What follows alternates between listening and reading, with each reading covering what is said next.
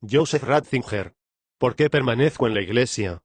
Sígueme. Salamanca 1971 1. Reflexiones preliminares sobre la situación de la Iglesia. Confucianismo. Reformas 2. La naturaleza de la Iglesia simbolizada en una imagen 3. ¿Por qué permanezco en la Iglesia? Sin los intentos fallidos existen hoy muchos y opuestos motivos para no permanecer en la Iglesia. En nuestros días están tentados de volver la espalda a la Iglesia no solo aquellos a quienes se les ha hecho extraña la fe de esta, a quienes aparece demasiado retrógrada, demasiado medieval, demasiado hostil al mundo y a la vida, sino también aquellos que amaron la imagen histórica de la Iglesia, su liturgia, su independencia de las modas pasajeras, el reflejo de lo eterno visible en su rostro. Estos tienen la impresión de que la Iglesia está a punto de traicionar su especificidad, de venderse a la moda del tiempo y de este modo perder su alma. Están desilusionados como el amante traicionado y por eso piensan seriamente en volverle la espalda. Por otra parte, también existen motivos contradictorios para permanecer en la Iglesia. Permanecen en ella no solo los que creen firmemente en su misión o quienes no quieren abandonar una antigua y entrañable costumbre, aunque hagan poco uso de ella, sino sobre todo y especialmente quienes rechazan toda su realidad histórica y combaten abiertamente el contenido que sus ministros tratan de darle y de conservar. A pesar de querer eliminar lo que la Iglesia fue y es, no intentan salir fuera de ella, porque esperan transformarla en lo que a su juicio debe ser. 1. Reflexiones preliminares sobre la situación de la Iglesia. Confucianismo. De todo esto resulta que la Iglesia se encuentra en una situación de confucianismo, en la que los motivos a favor o en contra no solo se entremezclan de la manera más extraña, sino que parece imposible llegar a un entendimiento. Reina la desconfianza, sobre todo porque el permanecer en la Iglesia no tiene ya el carácter claro e inequívoco de antes y nadie cree en la sinceridad de los demás. Las palabras llenas de esperanza de Romano Guardini en 1921 un acontecimiento de gran importancia ha comenzado, la Iglesia despierta en las almas, aparecen anacrónicas. Al contrario, hoy habría que cambiar la frase de este modo, un acontecimiento de gran importancia ha comenzado, la Iglesia se apaga en las almas, y se disgrega en las comunidades. En medio de un mundo que tiende a la unidad, la Iglesia se dispersa en resentimientos nacionalistas, en la exaltación de lo propio y en la denigración de lo ajeno. Entre los defensores de la secularidad y la reacción de quienes están demasiado apegados al pasado y a lo externo, entre el desprecio de la tradición y la fidelidad exagerada a la letra, parece que no existe ninguna posibilidad de equilibrio. La opinión pública asigna inexorablemente a cada uno su propio puesto, tiene necesidad de posiciones claras y precisas y no puede entretenerse en ninguna clase de matices. Quien no está a favor del progreso está contra él. O se es conservador o progresista.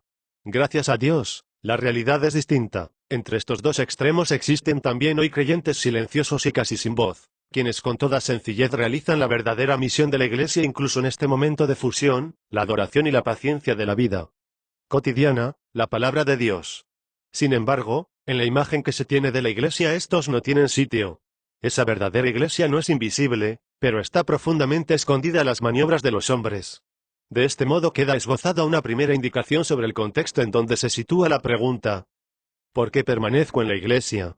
Para dar una respuesta adecuada debemos analizar en primer lugar ese contexto, en el que la palabra hoy entra de lleno en el tema, y posteriormente profundizar en los motivos de la situación actual. ¿Cómo se ha podido llegar a una tan extraña situación de confusión en el momento en que se esperaba un nuevo Pentecostés? ¿Cómo ha sido posible que precisamente cuando el concilio parecía recoger los frutos maduros de los últimos decenios, esta plenitud haya dado paso de repente a un vacío desconcertante? ¿Qué ha sucedido para que del gran impulso hacia la unidad haya surgido la disgregación? Quisiera intentar responder recurriendo en principio a una comparación que puede hacernos descubrir cuál es nuestra tarea y, al mismo tiempo, dejar entrever los motivos que hacen posible un sí o un no. Parece como si en nuestro esfuerzo por llegar a una comprensión de la Iglesia, siguiendo las huellas del concilio que ha luchado denodadamente por ello, nos hubiéramos acercado tanto a la Iglesia, que ya no fuéramos capaces de verla en su conjunto, como si los primeros edificios nos impidieran ver la ciudad y los primeros árboles nos estorbaran para abarcar con nuestra mirada todo el bosque. La situación a la que nos ha llevado la ciencia a propósito de muchos aspectos de la realidad, se repite también ahora con la Iglesia. Vemos los detalles tan cercana y minuciosamente que no somos capaces de contemplar el todo. Lo que hemos ganado en precisión lo hemos perdido en verdad. Cuando observamos al microscopio un trozo de árbol, lo que vemos es sin duda exacto, pero podría a la vez esconderse la verdad si se olvidase que un detalle no es solo un detalle, sino que existe en un todo, que aunque no sea visible al microscopio, es igualmente verdadero, incluso más verdadero que el detalle tomado aisladamente. Reformas, pero dejemos a un lado las comparaciones. La perspectiva contemporánea ha determinado nuestra mirada sobre la Iglesia, de tal modo que hoy prácticamente solo vemos la Iglesia desde el punto de vista de la eficacia, preocupados por descubrir qué es lo que podemos hacer con ella. Los prolongados esfuerzos por reformar a la Iglesia han hecho olvidar todo lo demás. Para nosotros hoy no es nada más que una organización que se puede transformar y nuestro gran problema es el de determinar cuáles son los cambios que la hagan más eficaz para los objetivos particulares que cada uno se propone.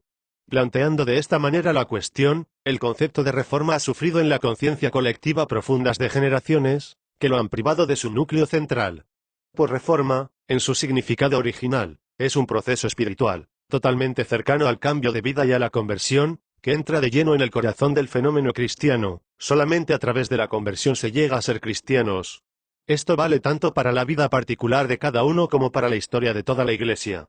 Esta vive como Iglesia en la medida en que renueva sin cesar su conversión al Señor, al evitar cerrarse en sí misma y en sus propias costumbres más queridas, tan fácilmente contrarias a la verdad.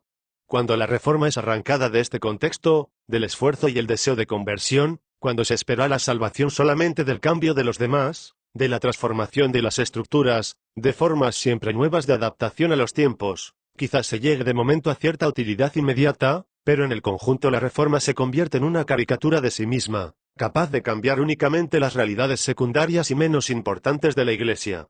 No es de extrañarse por tanto que la misma Iglesia aparezca en definitiva como algo secundario. Todo esto nos ayuda a entenderla paradoja que surge de los intentos de renovación propios de nuestra época, los esfuerzos para suavizar la rigidez de las estructuras, para corregir las formas del aparato eclesiástico provenientes de la Edad Media o más aún de los tiempos del absolutismo, para liberar a la Iglesia de tales interferencias y capacitarla para un servicio más simple y más conforme con el espíritu del Evangelio, han conducido en realidad a una sobrevaloración del elemento institucional de la Iglesia sin precedentes en su historia. Las instituciones y los aparatos eclesiásticos son sin duda objeto de una crítica radical como jamás existió, pero también absorben la atención con una exclusividad más acentuada que antes, de tal manera que para muchos la Iglesia queda reducida a esa realidad institucional. La pregunta sobre la Iglesia se plantea en términos de organización. No se quiere que un mecanismo tan bien montado quede infructuoso, pero se le encuentra desde muchos puntos de vista inadecuados para conseguir los objetivos que se le asignan. Detrás de todo eso se perfila el problema central de la crisis de la fe. Por su radio de acción la Iglesia ejerce sociológicamente su influencia más allá del círculo de sus fieles, y la institucionalización de esta situación falsa la aliena profundamente en su verdadera naturaleza. La publicidad derivada del concilio y la perspectiva de un posible acercamiento entre creyentes y no creyentes, que ha dado fatalmente la impresión de realidad, ha radicalizado al máximo esta alienación. Muchas veces el concilio fue aplaudido también por aquellos que no tenían intención de llegar a ser creyentes en el sentido de la tradición cristiana, pero que saludaron este progreso de la Iglesia como una confirmación de sus propias opciones y de los caminos recorridos por ellos. Al mismo tiempo hay que reconocer que dentro de la Iglesia la fe ha entrado en una agitada fase de efervescencia. El problema de la mediación histórica sitúa el antiguo credo en una luz incierta y ambigua, con la que las verdades pierden sus propios contornos. Por otra parte, las objeciones de las ciencias naturales y más aún de la concepción moderna del mundo avivan este proceso. Los límites entre la interpretación y la negación de las verdades principales se hacen cada vez más difíciles de reconocer. Por ejemplo, ¿qué es lo que significa realmente resucitado de entre los muertos? ¿Quiénes son los que creen, interpretan o niegan? Y mientras se discute hasta dónde pueden llegar los límites de la interpretación, se hace cada vez más borroso el rostro de Dios. La muerte de Dios es un proceso totalmente real, que se instala hoy en el mismo corazón de la Iglesia. Dios muere en la cristiandad, así al menos parece. De hecho, allí donde la resurrección se convierte en un acontecimiento de una misión vívida en una imagen superada, Dios no actúa ya. ¿Pero Dios actúa verdaderamente? Esta es la pregunta que surge de inmediato. Mas, ¿puede haber alguien tan reaccionario que acepte literalmente la afirmación, Él ha resucitado? De este modo lo que para uno solo es progreso, es para otro increencia y lo que antes era inconcebible, es hoy algo normal. Personas que desde hace tiempo habían abandonado el credo de la Iglesia, se consideran de buena fe como auténticos cristianos progresistas. Según estos, el único criterio para juzgar a la Iglesia es su eficiencia. Queda, sin embargo, por establecer cuál sea la verdadera eficiencia y para qué objetivos se deba usar. Para criticar la sociedad, para ayudar al desarrollo, para fomentar la revolución, o quizá para celebraciones comunitarias. De cualquier forma hay que comenzar desde los cimientos, Porque inicialmente la Iglesia no había sido concebida para esto y efectivamente en su forma actual no está preparada para esos objetivos. Y de este modo aumenta el malestar tanto en los creyentes como en los no creyentes. El derecho de ciudadanía que la incredulidad ha adquirido en la Iglesia hace la situación cada vez más insoportable tanto para unos como para otros. Especialmente trágico es el hecho de que todo esto haya situado el programa de reforma en una ambigüedad extraordinariamente equívoca y para muchos insoluble. Naturalmente se puede objetar que no todo el panorama se presenta con nubarrones tan negros. En los últimos años han nacido y madurado muchas realidades positivas que no es justo silenciar. La nueva liturgia más accesible al pueblo, la sensibilidad para los problemas sociales, el mejor entendimiento entre los cristianos separados, la disminución del miedo debido a una falsa concepción literal de la fe, y muchas otras cosas más. Esto sin duda es verdadero y no se puede minimizar, pero no refleja exactamente la atmósfera general de la Iglesia. Al contrario, también todo esto ha sido inficcionado por la ambigüedad debida a la desaparición de los límites precisos entre fe e incredulidad. Solamente al principio pareció que la consecuencia de esta desaparición pudiera ser considerada como algo liberador. Hoy es claro que de semejante proceso, a pesar de todos los signos de esperanza, en vez de una Iglesia moderna ha surgido una profundamente desgarrada y problematizada. Hemos de admitirlo sin restricciones. El Vaticano ya había descrito la Iglesia como el signum levatum in nationes, como el estandarte escatológico visible desde lejos que convocaba y reunía a los hombres. Según el concilio de 1870, ella era el signo esperado por Isaías 11:12, la señal que incluso desde lejos todos podían reconocer y que a todos indicaba claramente el camino a recorrer. Con su maravillosa propagación, su eminente santidad, su fecundidad para todo lo bueno y su profunda estabilidad, ella representaba el verdadero milagro del cristianismo, la mejor prueba de su credibilidad ante la historia. Hoy parece verdadero todo lo contrario, no una comunidad maravillosamente difundida, sino una asociación estancada, que no ha sido capaz de superar realmente los confines del espíritu europeo y medieval, no ya una profunda santidad, sino un conjunto de debilidades humanas, una historia vergonzosa y humillante, en la que no ha faltado ningún escándalo, desde la persecución de herejes y procesos contra las brujas, desde la persecución de los judíos y el servilismo de las conciencias hasta el autodogmatismo y la resistencia contra la evidencia científica, de tal modo que quien pertenece a esa historia no puede hacer otra cosa que cubrirse vergonzosamente la cara.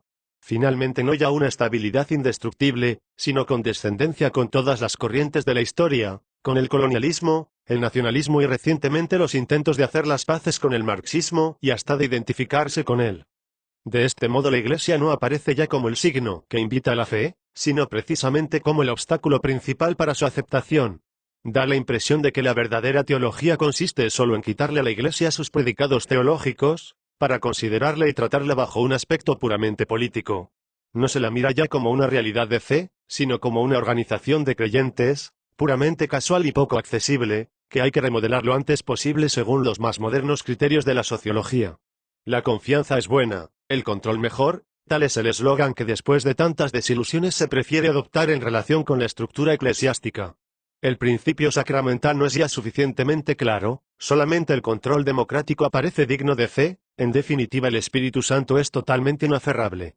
Quien no tiene miedo de mirar al pasado sabe muy bien que las humillaciones de la historia se derivan precisamente de que en un momento determinado el hombre creyó deber asumir los plenos poderes y considerar como única y verdadera realidad solamente sus propias empresas. 2. La naturaleza de la Iglesia simbolizada en una imagen. Una Iglesia, que contra toda su historia y su naturaleza, sea considerada únicamente desde un punto de vista político, no tiene ningún sentido y la decisión de permanecer en ella, si es puramente política, no es leal, aunque se presente como tal. Ante la situación presente, ¿cómo se puede justificar la permanencia en la Iglesia? En otros términos, la opción por la Iglesia para que tenga sentido tiene que ser espiritual. ¿Pero en qué puede apoyarse una opción espiritual? Quisiera dar una primera respuesta utilizando una imagen y volviendo a los términos que usamos al principio para describir la situación. Hemos dicho que en nuestros estudios nos hemos acercado tanto a la Iglesia que no somos capaces de verla en su conjunto. Vamos a profundizar este pensamiento tomando una imagen con la que los padres nutrieron su meditación simbólica sobre el mundo y sobre la Iglesia. Los padres decían que en el mundo cósmico la luna era la imagen de lo que la Iglesia representaba para la salvación del mundo espiritual. Tomaban así un antiguo simbolismo constantemente presente en la historia de las religiones. Los padres no hablaron nunca de teología de las religiones, pero la han actuado concretamente, en el que la luna era el símbolo de la fecundidad y de la fragilidad, de la muerte y de la caducidad de las cosas, pero también de la esperanza en el renacimiento y en la resurrección, era la imagen, patética y al mismo tiempo consoladora, de la existencia humana. El simbolismo lunar y el telúrico se mezclan frecuentemente. Por su fugacidad y por su reaparición la luna representa el mundo de los hombres, el mundo terreno caracterizado por la necesidad de recibir y por su indigencia, y que obtiene su propia fecundidad de otro, es decir, del sol. De este modo el simbolismo se convierte en símbolo del hombre y de la naturaleza humana, como se manifiesta en la mujer, que concibe y es fecunda en virtud del semen que recibe. Los padres han aplicado el simbolismo de la luna a la Iglesia sobre todo por dos razones, por la relación luna-mujer, madre, y por el hecho de que la luna no tiene luz propia, sino que la recibe del sol sin el cual sería oscuridad completa. La luna resplandece, pero su luz no es suya sino de otro. Es oscuridad y luz al mismo tiempo. Aunque por sí misma es oscuridad, da luz en virtud de otro de quien refleja la luz. Precisamente por esto simboliza la Iglesia, que resplandece aunque de por sí sea oscura. No es luminosa en virtud de la propia luz, sino del verdadero sol, Jesucristo, de tal modo que siendo solamente tierra, también la luna solamente es otra tierra, está en grado de iluminar la noche de nuestra lejanía de Dios. La luna narra el misterio de Cristo. Mas no hemos de forzar los símbolos. Su eficacia está en la inmediatez plástica, que no se puede encuadrar en esquemas lógicos. Sin embargo, en esta época nuestra de viajes lunares surge espontáneamente profundizar esta comparación, que confrontando el pensamiento físico con el simbólico evidencia mejor nuestra situación específica respecto a la realidad de la Iglesia. La sonda lunar y los astronautas descubren la luna únicamente como una estepa rocosa y desértica, como montañas y arena, no como luz. Y efectivamente la luna es en sí y por sí misma solo desierto, arena y rocas. Sin embargo, aunque no por ella, por otro y en función de otro, es también luz y como tal permanece incluso en la época de los vuelos espaciales. Es lo que no es en sí misma. Pero esto otro, que no es suyo, también es realidad suya. Existe la verdad física y la simbólico o poética que nos excluyen mutuamente. Este es el momento de plantearnos la pregunta. ¿No es esta una imagen exacta de la Iglesia? Quien la explore y la excava con la sonda, como la luna, descubrirá solamente desierto, arena y piedras, las debilidades del hombre y su historia a través del polvo, los desiertos y las montañas. Todo esto es suyo, pero no se representa aún su realidad específica. El hecho decisivo es que ella, aunque es solamente arena y rocas, es también luz en virtud de otro, del Señor. Lo que no es suyo es verdaderamente suyo. Su realidad más profunda, más aún su naturaleza es precisamente la de no valer por sí misma sino solo por lo que en ella no es suyo. Existe en una expropiación continua. Tiene una luz que no es suya y sin embargo constituye toda su esencia. Ella es luna, mysterium lunae, y como tal interesa a los creyentes porque precisamente así exige una constante opción espiritual. Como el significado contenido en esta imagen me parece de una importancia decisiva, antes de traducirlo en afirmaciones de principio, prefiero clarificarlo mejor con otra observación. Después de la utilización de la lengua propia en la liturgia de la misa, antes de la última reforma, encontraba siempre una dificultad ante un texto que me parece esclarecedor para lo que estamos tratando. En la traducción del Suscipiat se dice, el Señor reciba de tus manos este sacrificio, para nuestro bien y el de toda su santa Iglesia. Siempre estuve tentado de decir, y el de toda nuestra Santa Iglesia. Reaparece aquí todo el problema y el cambio obrado en este último periodo. En lugar de su iglesia hemos colocado la nuestra, y con ella miles de iglesias, cada uno la suya. Las iglesias se han convertido en empresas nuestras, de las que nos enorgullecemos o nos avergonzamos, pequeñas e innumerables propiedades privadas, puestas una junto a otra, iglesias solamente nuestras, obra y propiedad nuestra, que nosotros conservamos o transformamos a placer. Detrás de nuestra iglesia, o también de vuestra iglesia, ha desaparecido su iglesia. Pero esta es la única que realmente interesa. Si esta no existe ya, también la nuestra debe desaparecer. Si fuese solamente nuestra, la iglesia sería un castillo en la arena. 3. ¿Por qué permanezco en la iglesia? En lo ya expuesto está implícita la respuesta al interrogante que nos hemos planteado al principio. Yo estoy en la iglesia porque creo que hoy como ayer e independientemente de nosotros, detrás de nuestra iglesia, vive su iglesia, y no puedo estar cerca de él si no es permaneciendo en su iglesia. Yo estoy en la iglesia porque a pesar de todo creo que no es en el fondo nuestra sino suya. Si no si en términos muy concretos, es la iglesia la que no obstante todas las debilidades humanas existentes en ella nos da a Jesucristo. Solamente por medio de ella puedo yo recibirlo como una realidad viva y poderosa, que me interpela aquí y ahora. Henry de Lubac ha expresado de este modo esta verdad, incluso los que la Iglesia desprecian, si todavía admiten a Jesús. saben de quién lo reciben. Jesús está vivo para nosotros. Pero, en medio de qué arenas movedizas se habría perdido, no ya su memoria y su nombre, sino su influencia viva, la acción de su evangelio y la fe en su persona divina, sin la continuidad visible de su iglesia. Sin la iglesia, Cristo se evapora, se desmenuza, se anula. ¿Y qué sería la humanidad privada de Cristo? El primer y más elemental principio que hemos de establecer es que cualquiera que sea o haya sido el grado de infidelidad de la iglesia, así como es verdad que ésta tiene continuadamente necesidad de confrontarse con Cristo, también es cierto que entre Cristo y la iglesia no hay ningún contraste decisivo. Por medio de la iglesia Él, superando las distancias de la historia, se hace vivo, nos habla y permanece en medio de nosotros como Maestro y Señor, como hermano que nos reúne en fraternidad, dándonos a Jesucristo, haciéndolo vivo y presente en medio de nosotros, regenerándolo continuamente en la fe y en la oración de los hombres. La Iglesia da a la humanidad una luz, un apoyo y una norma sin los que no podríamos entender el mundo. Quien desea la presencia de Cristo en la humanidad, no la puede encontrar contra la Iglesia, sino solamente en ella. Todo lo dicho nos lleva a la conclusión de que si yo estoy en la Iglesia es por las mismas razones porque soy cristiano. No se puede creer en solitario. La fe solo es posible en comunión con otros creyentes. La fe por su misma naturaleza es fuerza que une. Su verdadero modelo es la realidad de Pentecostés, el milagro de compresión que se establece entre los hombres de procedencia y de historia diversas. Esta fe o es eclesial o no es tal fe. Además, así como no se puede creer en solitario, sino solo en comunión con otros, tampoco se puede tener fe por iniciativa propia o invención, sino solo si existe alguien que me comunica esta capacidad, que no está en mi poder sino que me precede y me trasciende. Una fe que fuese fruto de mi invención sería un contrasentido, porque me podría decir y garantizar solamente lo que yo ya soy y sé, pero no podría nunca superar los límites de mi yo. Por eso una iglesia, una comunidad que se hiciese a sí misma, que estuviese fundada solo sobre la propia gracia, sería un contrasentido. La fe exige una comunidad que tenga poder y sea superior a mí y no una creación mía ni el instrumento de mis propios deseos. Todo esto se puede formular también desde un punto de vista más histórico, o Jesús fue un ser superior al hombre, dotado de un poder que no era fruto del propio arbitrio, sino capaz de extenderse a todos los siglos, o no tuvo tal poder ni pudo por tanto dejarlo en herencia a los demás. En tal caso yo estaría al arbitrio de mis reconstrucciones mentales y él no sería nada más que un gran fundador, que se hace presente a través de un pensamiento renovado. Si en cambio Jesús es algo más, él no depende de mis reconstrucciones mentales sino que su poder es válido todavía hoy. Pero volvamos al pensamiento anterior según el cual solamente se puede ser cristiano dentro de la iglesia, no fuera ni junto a ella. No tengamos miedo de plantearnos con toda objetividad esta pregunta patética. ¿Qué sería el mundo sin Cristo? Sin un Dios que habla y se manifiesta, que conoce al hombre y a quien el hombre puede conocer. La respuesta nos la dan clara y nítida quienes con tenacidad enconada tratan de construir efectivamente un mundo sin Dios. Sus esfuerzos se reducen a un experimento absurdo, sin perspectivas ni criterios de acción.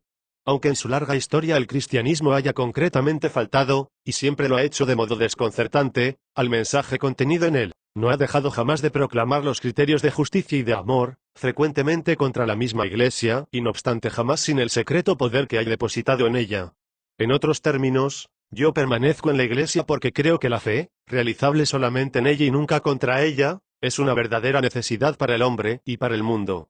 Este vive de la fe aun allí donde no la comparte. De hecho, donde ya no hay Dios, y un Dios que calla no es Dios, no existe tampoco la verdad, que es anterior al mundo y al hombre. Pero en un mundo sin verdad no se puede vivir por mucho tiempo. Donde se renuncia a la verdad, se continúa viviendo porque ésta aún no se ha apagado totalmente, como la luz del sol continúa aún brillando por algún tiempo, antes de que la noche cerrada cubra el mundo. Intentos fallidos. El mismo pensamiento puede ser expresado de otro modo. Yo permanezco en la Iglesia porque solamente la fe de la Iglesia salva al hombre. Puede parecer una frase muy tradicional, dogmática y real, pero en cambio es totalmente objetiva y realista. En nuestro mundo lleno de inhibiciones y de frustraciones el deseo de salvación ha reaparecido en toda su primordial vehemencia. Los esfuerzos de Freud y de C.G. Jung no son otra cosa que intentos de salvar a quienes se sienten irredentos. Partiendo de otras premisas, Marcuse, Adorno, Habermas, continúan a su modo buscando y anunciando la salvación. También el problema de Marx es en el fondo un problema de salvación. Cuanto más libre, clarificado y poderoso se convierte el hombre, tanto más le atormentará el deseo de salvación, y tanto más esclavizado se encontrará. Marx, Freud, Marcuse, tienen todos en común la búsqueda de la salvación, la aspiración hacia un mundo sin dolor, enfermedad y miseria. El gran ideal de nuestra generación es una sociedad libre de la tiranía, del dolor y de la injusticia. A esto apuntan las turbulentas explosiones de los jóvenes y el resentimiento de los viejos al ver que la tiranía, la injusticia y el dolor continúan como siempre. La lucha contra el dolor y la injusticia brota de un impulso fundamentalmente cristiano, pero el pensar que a través de las reformas sociales y la eliminación del dominio y del ordenamiento jurídico se puede conseguir aquí y ahora un mundo libre de dolor, es una doctrina errónea, profundamente desconocedora de la naturaleza humana. En este mundo el dolor no se deriva solo de la desigualdad en las riquezas y en el poder. El sufrimiento no es el único peso que el hombre ha de descargarse de las espaldas. Quien piensa así, tiene que refugiarse en el mundo ilusorio de los estupefacientes, para encontrarse después más abatido y en contraste con la realidad. Solo soportándose a sí mismo y liberándose de la tiranía del propio egoísmo, el hombre se encuentra a sí mismo, su propia verdad, su propia alegría y su propia felicidad.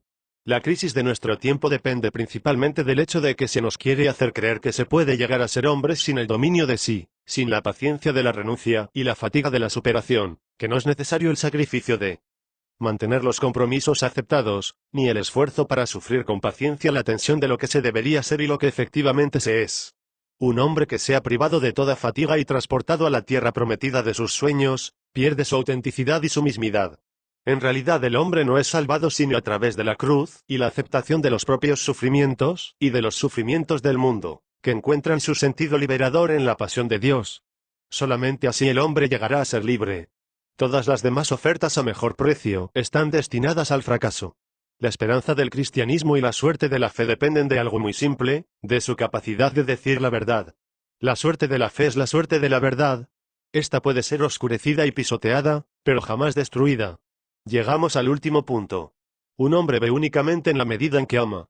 Ciertamente existe también la clarividencia de la negación y del odio.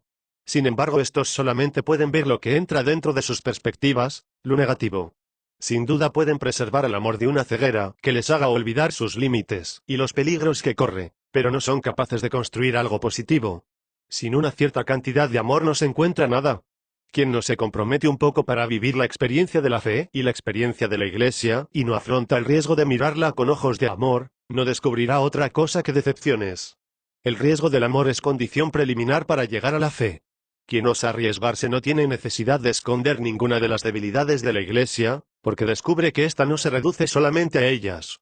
Descubre que junto a la historia de los escándalos existe también la de la fe fuerte e intrépida, que ha dado sus frutos a través de todos los siglos en grandes figuras como Agustín, Francisco de Asís, el dominico Bartolomé de las Casas con su apasionada lucha por los indios, Vicente de Paúl, Juan 23. Quien afronta este riesgo del amor descubre que la Iglesia ha proyectado en la historia un haz de luz tal que no puede ser apagado. También la belleza surgida bajo el impulso de su mensaje, y que vemos plasmada aún hoy en incomparables obras de arte, se convierte para él en un testimonio de verdad, lo que se traduce en expresiones tan nobles no puede ser solamente tinieblas. La belleza de las grandes catedrales, la belleza de la música nacida al calor de la fe, la magnificencia de la liturgia eclesiástica, principalmente la realidad de la fiesta, que no la puede hacer uno mismo sino solo acoger, la organización del año litúrgico, en el que se funden en un conjunto el ayer y el hoy, el tiempo y la eternidad, todas estas cosas no son, a mi juicio, algo casual. La belleza es el resplandor de la verdad, ha dicho Tomás de Aquino, y podríamos añadir que la ofensa a la belleza es la autoironía de la verdad perdida. Las expresiones en que la fe ha sabido darse a lo largo de la historia, son testimonio y confirmación de su verdad. Me permito aún añadir una observación, aunque pueda parecer muy subjetiva. Si se tienen los ojos abiertos, también hoy se pueden encontrar personas que son un testimonio viviente de la fuerza liberadora de la fe cristiana. Y no es una vergüenza ser y permanecer cristianos en virtud de estos hombres, que viviendo un cristianismo auténtico, nos lo hacen digno de fe y de amor. A fin de cuentas el hombre es víctima de una ilusión cuando pretende hacer de sí una especie de sujeto trascendental que considera válido únicamente lo que no es fortuito. Ciertamente es un deber reflexionar sobre semejantes experiencias, examinar su grado de responsabilidad, purificarlo y darle una nueva plenitud. Pero en el curso de este proceso necesario de objetivación, ¿no figura acaso como una prueba relevante en favor del cristianismo el hecho de que haga más humanos a los hombres en el mismo momento en que los une a Dios? Este elemento subjetivo no es también al mismo tiempo un dato objetivo del cual no hemos de avergonzarnos ante nadie. Concluyamos con una última observación. Cuando, como aquí, Se afirma que sin el amor no se puede ver y por tanto para conocer la Iglesia es también necesario amarla. Muchos se inquietan. ¿El amor no es acaso lo contrario de la crítica? ¿No es quizá esta la excusa a la que cuantos tienen el poder en la mano recurren gustosamente para eliminar la crítica y mantener a su favor la situación de hecho? Se ayuda más a los hombres tratando de tranquilizarles y de paliar la realidad, o quizás interviniendo a su favor contra las injusticias habituales o contra el predominio de las estructuras. Se trata ciertamente de cuestiones muy importantes, pero no podemos ahora tratarlas. Una cosa es sin embargo cierta, que el amor no es estático ni acrítico. La única posibilidad que tenemos de cambiar en sentido positivo a un hombre es la de amarlo, transformándolo lentamente de lo que es en lo que puede ser. Sucederá de distinto modo en la Iglesia. Basta con mirar la historia reciente. Durante la renovación litúrgica y teológica de la primera mitad de este siglo, ha madurado un verdadero movimiento de reforma que ha llevado a transformaciones positivas. Esto solamente fue posible porque surgieron hombres con el don del discernimiento, que amaron la Iglesia con corazón atento y vigilante, con espíritu crítico, y dispuestos a sufrir por ella. Si hoy no somos capaces de realizar algo es porque estamos demasiado ocupados en afirmarnos solo a nosotros mismos. ¿No valdría la pena permanecer en una iglesia que, para ser acogedora y digna de ser habitada, tuviera necesidad de ser hecha por nosotros? Sería un contrasentido. Permanecer en la iglesia porque ella es en sí misma digna de permanecer en el mundo, digna de ser amada y transformada por el amor en lo que debe ser, es el camino que también hoy nos enseña la responsabilidad de la fe. Ratzinger Joseph.